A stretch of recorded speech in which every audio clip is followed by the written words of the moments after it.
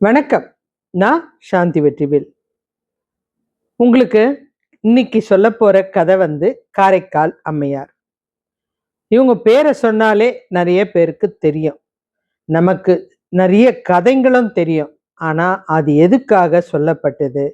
அதுல என்ன ரகசியம் இருக்கு? அதை நம்ம கண்டிப்பா தெரிஞ்சுக்கணுங்க. ஏன்னா அந்த காலத்துல சொல்லும்போது வேற மாதிரி இருக்கும். இப்ப இருக்கிற குழந்தைங்களுக்கு இந்த கதையெல்லாம் புரியாது. அதனால இந்த கதைய நீங்க கேளுங்க. ஏன்னா, ஒரு பெண் எதுக்கு எலும்பும் தோலுமா மாறுனாங்க?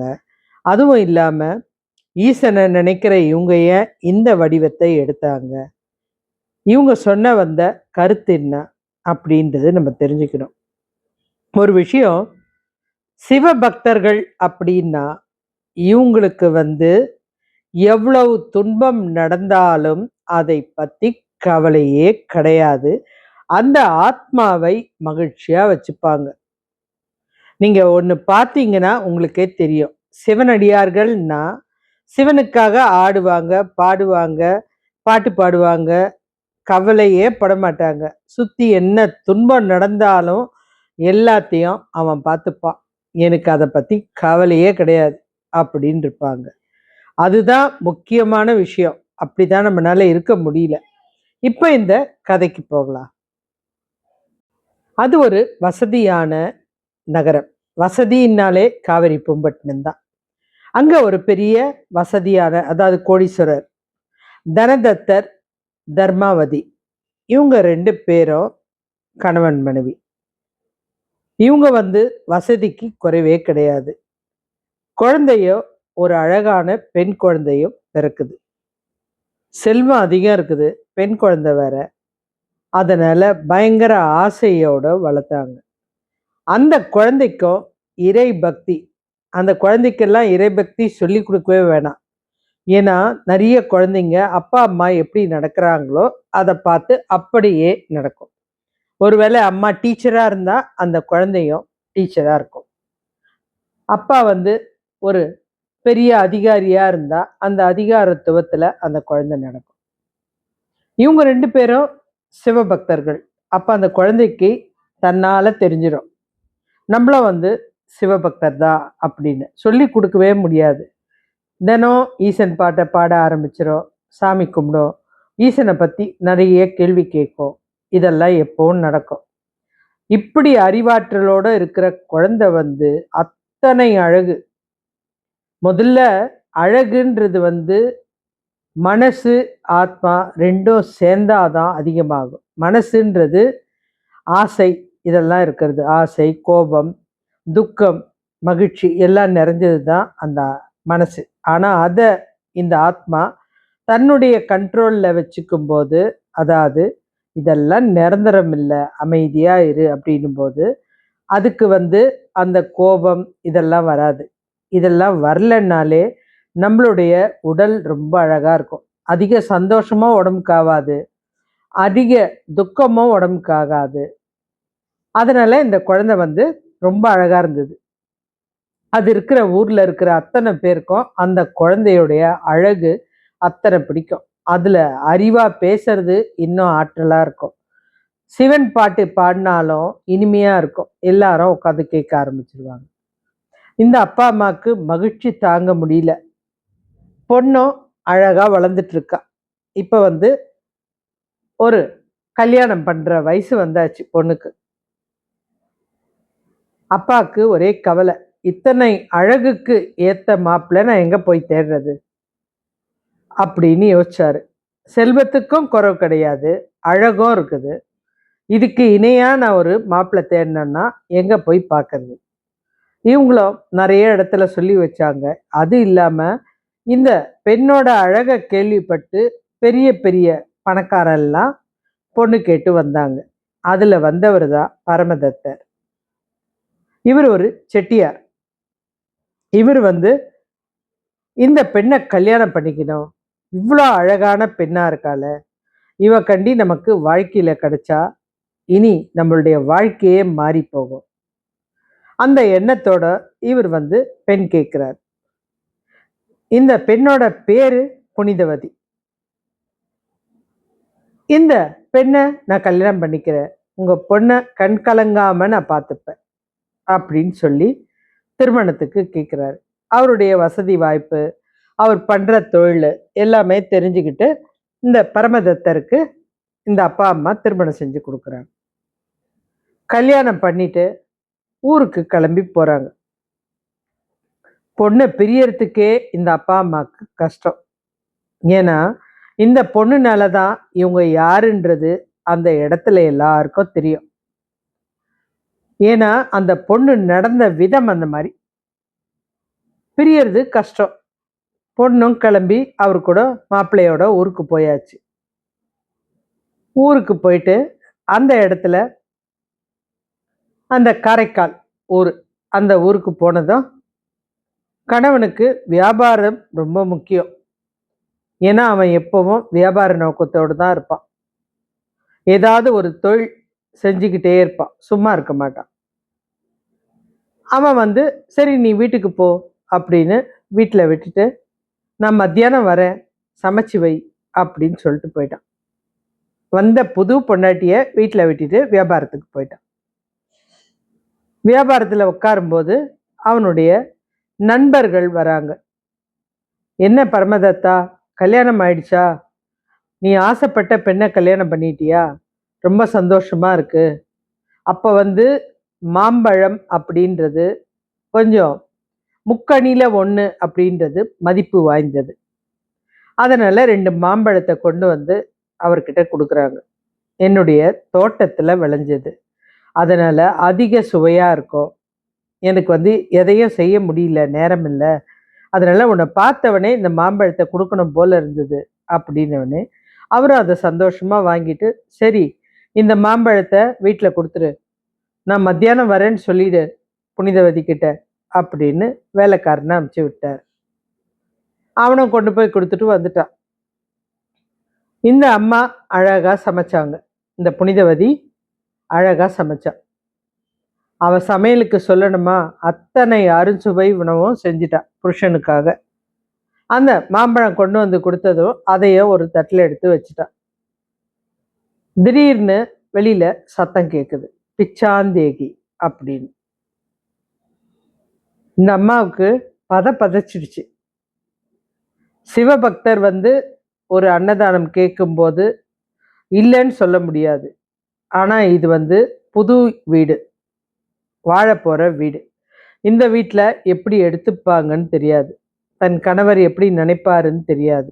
இந்த பயம் அவளுக்கு முதலியே இருந்தது. அதனால் அவள் அப்பா கிட்ட கேட்கும்போது, நல்ல பையம்மா, ஏன்னா இறை பக்தியை யாருமே தடுக்க மாட்டாங்க, நீ எந்த இடத்துக்கு போனாலும் அந்த பக்தியை விடாத, அதை நீ வலுவாக பிடிச்சிக்கோ, ரொம்ப நல்லது, உன் வாழ்க்கைக்கு அது ரொம்ப நல்ல விஷயத்தை கொடுக்கும் அப்படின்னு அவர் சொன்னார்.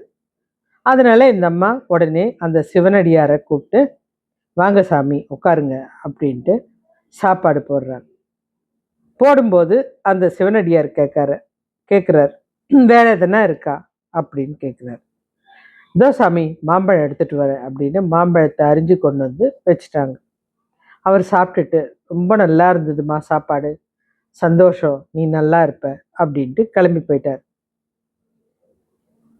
இந்த புனிதவதியுடைய புருஷனும் சரியா வந்தாச்சு சாப்பிட்ற நேரத்துக்கு.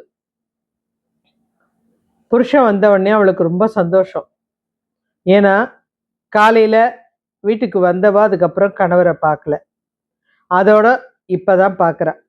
அதனால ரொம்ப சந்தோஷம். உடனே இலையை போட்டு சாப்பாடெல்லாம் போடுறான். போட்டவுடனே, புனிதவதி, நான் கொடுத்து அமிச்சேனே மாம்பழம் வந்துதா? வந்துச்சு அப்படின்ற. சரி ஒரு மாம்பழத்தை அரிஞ்சு எடுத்துட்டு வா அப்படின்றார். உடனே அந்த அம்மா போயிட்டு அந்த ஒரு மாம்பழத்தை அரிஞ்சு கொண்டு புருஷனுடைய இலையில வைக்கிறாங்க. கணவர் அதை சாப்பிட்டு, என்ன ருசி, என் நண்பன் அப்பவே சொன்னான் என்னுடைய தோட்டத்தில் விளைஞ்சது பயங்கர சுவையா இருக்கும்னு, ரொம்ப அருமையா இருக்கு புனிதவதி, இன்னொரு மாம்பழமும் அரிஞ்சு எடுத்துட்டு வா அப்படின்னும் போது இந்த அம்மாவுக்கு பயம். ஏன்னா இது தன்னுடைய அப்பா வீடு இல்லை, கணவருடைய வீடு. இந்த இடத்துல நம்ம இந்த மாதிரி பண்ணிட்டோமே, அதுவும் கொஞ்ச நேரத்துல இதை பண்ணிட்டோமே, இவருடைய அனுமதி இல்லாமல் இந்த வீட்டில் இருக்க ஒரு பொருளை சிவ தொண்டுக்காக கொடுத்துட்டோமே, இதனால என்ன பிரச்சனை வருமோ அப்படின்ற ஒரு யோசனை. அவள் அப்படியே நின்றுட்டு இருக்கா. நான் சொல்றது காதில் விழலையா? நான் 2 மாம்பழம் கொண்டு வந்தேன்ல, கொடுத்து அமிச்சேன்ல, ஒன்று கொடுத்துட்ட, இன்னொன்று எடுத்துட்டு வா அப்படின்னு சொல்லும்போது திரும்பவும் தயங்கி தயங்கி நிற்கிறா. சொல்கிற அளவுக்கு தைரியம் இல்லை. ஏன்னா டக்குன்னு கோச்சிக்கிட்டு, நீ எப்படி அனுமதி இல்லாமல் செய்வ, அதனால நீ இங்கேருந்து உங்கள் அப்பா வீட்டுக்கே போ அப்படின்னு சொல்லிட்டா என்ன பண்ணுறது அப்படின்னு ஒரு பயம். ஏன்னா கல்யாணம் பண்ணி கொடுத்து ஒரே நாளில் வீட்டுக்கு வந்த ஒரு சிறப்பை நம்ம செஞ்சிடக்கூடாது அப்படின்னு யோசிக்கிறா. நேராக அந்த ஈசன்கிட்டயே போய் வணங்கி கண் கலங்கி கேட்குறா, என்னப்பா இது, சின்ன வயசுலேருந்து எனக்கு உன்னை மாத்திரம் தானப்பா தெரியும். நான் எங்கள் அப்பா வீட்டில் செய்கிற மாதிரி இந்த சிவனடியார் வந்ததுமே ஆசையில் சாப்பாடு போட்டு மாம்பழம் மறிஞ்சு வச்சுட்டேன். இது தப்பா? இவர் கேட்குறாரு, நான் என்ன பண்ணுவேன்? ஒரு வேளை கொடுக்கலன்னா அதனால் என் மேலே ஏதாவது கோபம் வந்துச்சுன்னா என்ன பண்ணுறது? எங்கள் அப்பா அம்மா வேற என்னை திட்டுவாங்களே அப்படின்னு அவளுக்கு அந்த பயம். அதெல்லாம் சொல்லி அவளுக்கு கண்ணு கலங்கினவொடனே அடுத்த நிமிஷம் இந்த கை நீட்டி பேசுகிறா இல்லையா, அந்த கையில் மாம்பழம் ஒன்று வந்துருச்சு. இவளுக்கு அந்த ஈசனுடைய உணர்வு புரியுது. பக்கத்தில் தான் இருக்காரு, நான் கேட்டதுமே கையில் கொடுக்குறாரு, அப்போ நம்மளை விட்டு விலகியே போல, நம்ம கிட்ட தான் இந்த ஈசன் நிற்கிறாரு அப்படின்னு புரியுது. அவங்க அவருக்கு நன்றி சொல்லிட்டு அந்த பழத்தை அரிஞ்சு கணவருக்கு எடுத்துட்டு போய் கொடுக்குறாங்க. அந்த பழம் முதல்ல சாப்பிட்ட பழத்தை விட தேவலோகத்து அமிர்தம் மாதிரி இருக்கு. இந்த பரமதத்தன் ஆச்சரியம். எனக்கு ஒரு உண்மை தெரியணும் புனிதவதி, முதல்ல ஒரு மாம்பழம் கொடுத்த, இது ரெண்டுமே ஒரே தோட்டத்துல விளைஞ்ச பழம்தான். முதல்ல கொடுத்ததை விட இதோட ருசி பயங்கரமா இருக்கு. நான் இது வரைக்கும் என் வாழ்நாள்ல இந்த ருசியை பார்த்ததில்ல. எப்படி உனக்கு இந்த பழம் கிடைச்சது? இந்த இடத்துல அந்த அம்மாவுக்கு பொய் சொல்ல தோணலை. புனிதவதிக்கு பொய்யே சொல்ல தோணலை. உடனே அவங்க உண்மையை சொல்றாங்க. இல்லைங்க, நான் சமையல் பண்ணேன், திடீர்னு சிவனடியார் ஒருத்தர் வந்துட்டாரு, பசிக்குதுன்னு கேட்கும்போது எனக்கு எங்கள் அப்பா வீட்டில் இருந்தா மாதிரி டக்குன்னு கூப்பிட்டு சாப்பாடு போட்டேன், ஒரு பழத்தை அரிஞ்சு வச்சுட்டேன், இன்னும் ஒரு பழம்தான் இருந்தது, அதை தான் உங்களுக்கு வச்சேன். அதுக்கப்புறம் நீங்கள் அடுத்த பழம் கேட்டீங்க, என்கிட்ட இல்லை, அதனால் உங்களுக்கு கோபம் வந்து என்ன ஏதாவது செஞ்சுட்டா நான் என்ன பண்ணுறது, அதனால் ஈசன்கிட்டயே கேட்டேன், அவரே கொடுத்துட்டாரு அப்படின்னு சொல்லும்போது இவனுக்கு இப்பதான் உள்ளுக்குள்ள ஒரு பய உணர்வு. என்னடா அது, ஈசன் கொடுத்தாரா? இந்த பொண்ணு ஏதாவது பொய் சொல்லுதா? அது எப்படி கடவுள் வர முடியும்? நம்ம கூட தான் சிவபக்தர், நமக்கு வராத கடவுள் இவ கூப்பிட்டா வருமா அப்படின்னு சோதிச்சு பார்க்க நினைச்சான். சரி சரி, அதே ஈசன் கிட்ட இன்னொரு பழத்தையும் கேளு அப்படின்னு. இந்த அம்மாவால முடியாதுன்னு சொல்ல முடியாது. நேரா திரும்பவும் பூஜை அறைக்கு போறாங்க. ஈசனே, இது என்ன கொடுமை, இது எனக்கு தெரியல, நீ விளையாடுறியா இல்ல அவர் விளையாடுறாரான்னு தெரியல, இன்னொரு பழத்துக்கு நான் எங்க போவேன், ஒன்றை கொடுத்தேன், இன்னொன்னுக்கு நான் எங்க போவேன் அப்படின்னும் போது டக்குன்னு அந்த அம்மா கையில இன்னொரு பழம் வருது. இதை மறைஞ்சிருந்து இந்த பரமதத்தர் பார்த்துட்டாரு. அவருக்கு நடுக்கமே வந்துருச்சு. ஏன்னா இந்த பெண் கிட்ட ஈசனுடைய சக்தி அதிகம் இருக்குது, கேட்டது உடனே கிடைக்குது.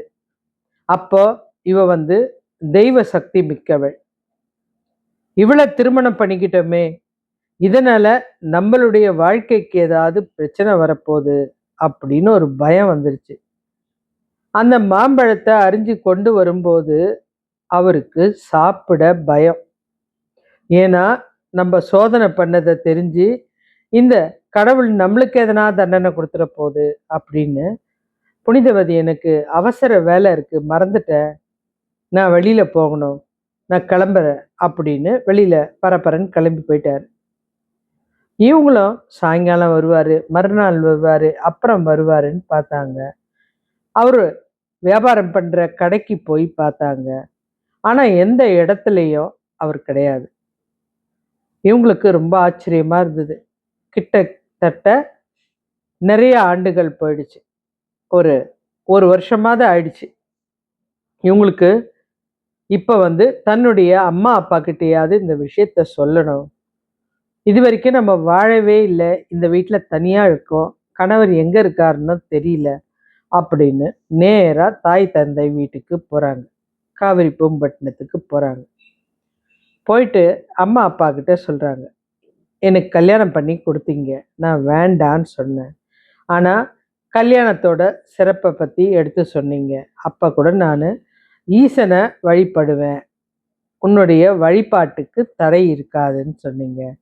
ஆனா, என்னுடைய கணவர நான் போனதுக்கு அன்னையிலருந்து இப்ப வரைக்கும் நான் பார்க்கல. அவங்களுக்கு அதிர்ச்சி ஆயிடுச்சு. என்னம்மா சொல்ற? நீ வாழணும்னு தானே கல்யாணம் பண்ணி குடுத்தோம். இந்த மாரி நடந்ததுப்பா. மாம்பழம் ஈசன்கிட்ட வாங்கி குடுத்தேன். அப்பாவுக்கு உள்ளுக்குள்ள பெருமை. ஈசன் கொடுத்துட்டு போயிருக்காருன்னா, நம்ம பொண்ணுக்கு எவ்வளோ ஒரு ஆற்றல் சக்தி.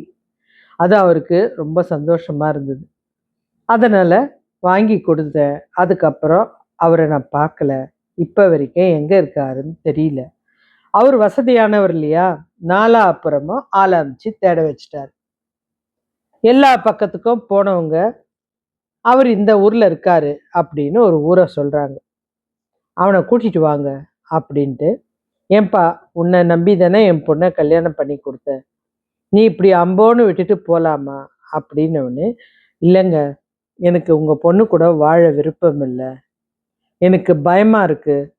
ஏன்னா கடவுளோட சக்தி அத்தனையும் இருக்கு. எனக்கு அந்த அம்மா தெய்வமா தான் தெரியிறாங்க. எப்படி வாழ சொல்றீங்க? ஏன்னா புனிதவதிய நான் ஆசைப்பட்டு தான் கல்யாணம் பண்ணேன். ஆனா இப்போ நான் பார்க்கறது சிவனுடைய ரூபமா பார்க்குறேன். அதனால என்னால அந்த அம்மாவ தொடக்கூட முடியாது அப்படின்னு தன்னுடைய மனைவி குழந்தையோட அந்த புனிதவதி கால்ல விழுந்தாரு. யோசிச்சு பாருங்க. எதிர்பார்க்காத ஒரு அதிர்ச்சி அவளுக்கு. இந்த கணவன் தன்னை தெய்வமா நினைக்க ஆரம்பிச்சிட்டாரு. அவருடைய மனைவி கூட இவ்வளவு நாள் வாழ்ந்திருக்காரு. வேற கல்யாணம் பண்ணிட்டு. அந்த பொண்ணுகிட்டயும் தன்னை தெய்வமா நினைச்சு வணங்க வச்சாரு. பிறந்த குழந்தை அவங்களுக்கு. அந்த குழந்தைக்கும் பேரு புனிதவதி தான். அப்ப நம்ம மேல எவ்வளோ ஒரு பக்தியோட இருக்கிற இவர் கூட நம்ம வாழ முடியாது. இந்த அம்மா உடனே ஈசன் கிட்ட வேண்ட ஆரம்பிச்சாங்க. இத பத்தி எனக்கு கவலை இல்ல. எனக்கு உன்னை நினைக்கிற பாக்கியம் உயிரோட இருக்கிற வரைக்கும் எனக்கு இருக்கணும். உன்னை மாத்திரம்தான் சிந்திக்கணும், நினைக்கணும். உன்னுடைய எண்ணம் என் மனசுல ஆழமா பதிஞ்சிருக்குது. பார்க்குற பொருள் எல்லாம் நீதான் இருக்க. எனக்கு அது போதும் ஈசனே, மற்ற எதுவும் தேவையில்லை.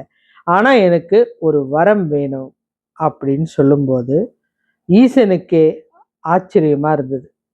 இந்த குழந்தையோட இந்த திருமண முறிவை நினைச்சு அவருக்கு ரொம்ப வருத்தப்பட்டு நேரடியா என்ன வரம் வேணும் அப்படின்னு கேட்கிறார். என்ன கேட்டாலும் தரேன் அப்படின்னும் போது, செல்வத்துக்கு குறைவில்லை, அதை நான் வெறுக்கிறேன்.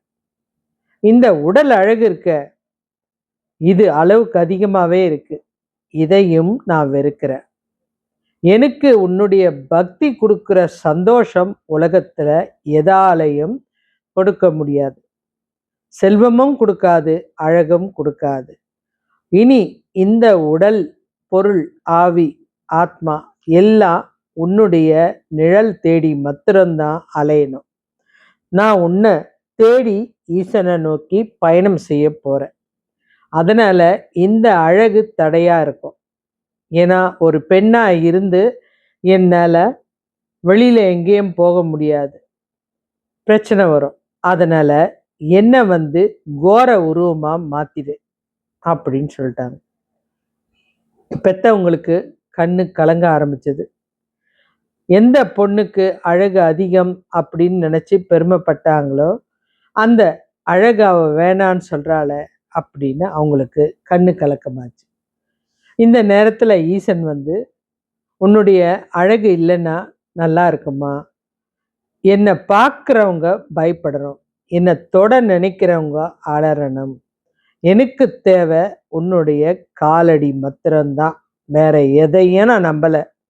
இந்த உலகத்துல எனக்கு தேவை இருக்கிறது கடைசி வரைக்கும் நீதான், அது எனக்கு தெளிவா புரிஞ்சிருச்சு அப்படின்னு சொன்னதுமே ஈசன் அடுத்த நிமிஷமே அந்த அம்மாவை அழகான அந்த பெண்ணை கோர உருவத்துக்கு மாத்திட்டார். பார்க்கறதுக்கு பேய் மாதிரி, உடலெல்லாம் வெறும் எலும்பா இருக்க அந்த பெண்ணை பார்க்குற எல்லாருக்கும் ஒரு பய உணர்வு, அந்த பெண்ணை நெருங்கிறதுக்கு ஒரு தயக்கம். எந்தவித ஆபரணமும் இல்லாம கட்டின புடவையோட அவங்க வெளியில வந்துட்டாங்க. ஒவ்வொரு சிவாலயமா தேடி தன்னுடைய ஈசன் பயணத்தை தொடங்கினாங்க. அப்படி தொடங்கும்போது அவங்களுக்கு ஒரு தடவை ஆசை வந்தது. ஈசனே, நீ ரொம்ப அழகா நடனம் ஆடுவேன்னு கேள்விப்பட்டிருக்க. ஏன்னா யாரு மற்றவனுக்கு ஈசன் தான் துணை. அதனால உன்னுடைய நடனத்தை நான் பார்க்கணும் அப்படின்னு கேட்குறாங்க. ஈசன் உடனே திருவேலங்காட்டுக்கு வா, அங்க நடனம் பார்க்கலாம் அப்படின்னு கூப்பிட்டாரு. இவங்களும் போனாங்க. அந்த இடத்துல அவருடைய நடனம் அழகா இருந்தது, பார்த்து ரசிச்சாங்க. அதுக்கப்புறம் கைலாயம் போய் அவரோட 2.5 கலக்கணும் அப்படின்னு முடிவெடுத்தாங்க.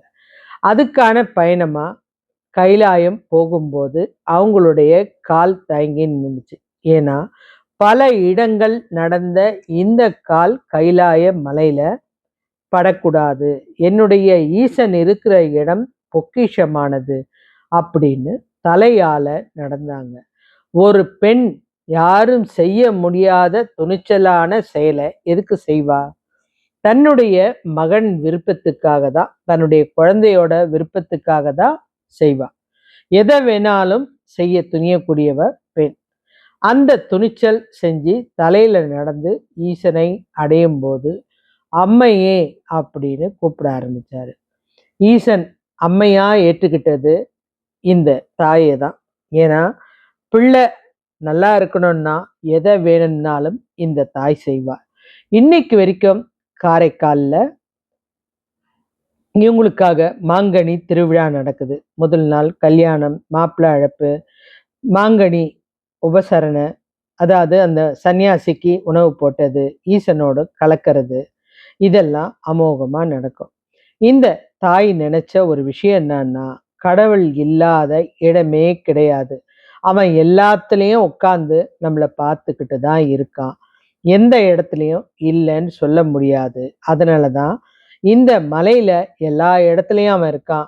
என் குழந்தைய நான் நடந்து அசுத்தப்படுத்த விரும்பல அப்படின்னு தலையால நடந்தாங்க.